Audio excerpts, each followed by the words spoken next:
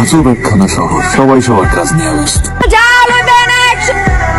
মায়েরা দেখতে কত সুন্দর, কি মায়া দিছে, অথচ পেটের দায় রাস্তায় দাঁড়ায় হরেক মাল বিক্রি করতেছে। তো সাহস কম না? হাই মে হাই, এনে বলে দিছো কে তুমি? এনে বাড়িঘর নাই নাকি?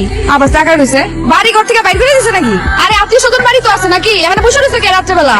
এই শহরে আমার কেউ নাই, একজনের আশায় আইছিলাম, এখন ফোন ধরে না। বুঝছি, এগুলো ঢাকার শহরে সবসময় হইতেই থাকে। দেখতে দেখতে বুঝা যেতেছি। শোনো, জায়গাটা বেশি সুবিধার না। এই যে পাঠাইলাম, একটু পর আবার আইবো। তোর মহা ঝামেলায় পড়বা। এখন তো আমি বাঁচাইছি, তখন কোনো মানুষ হইব না। এখন বয়ে থাকো না। যে মাজার আছে, আজকে রাইট তো ওখানে কাটাও। কারে কি কইতাছি? দেখো নাকি? আরে যাও, মাজারে যাও। দেখো না, ঝামেলায় পড়বা, পাইবা না করে। কত হয়েছে ভাই? কি খাইছেন? এটা রুটি আর একটা চা। 17 টাকা। ভাই আমার মানি ব্যাগটা তো পাইতেছি না, ব্যাগের মধ্যে কিছু টাকা ছিল, এটাও তো পাইতেছি না। ভাই, আমি তো রাইতে বেলায় মাজারে ঘুমাইছি, দেখে লয়ে গেল কিনা ভাই আমার টাকা? এই গুলিস্তানে বহুত দান্দাবাজ দেখছি, সবারই একই কাহিনী, বেশি কথা না কয়ে টাকা দে। ভাই বিশ্বাস করেন ভাই, আসিল তো। এত কথা শুনে দেওয়ার দরকার নেই, টাকা টাকা দে। ভাই বিশ্বাস করেন। ভাগ করা।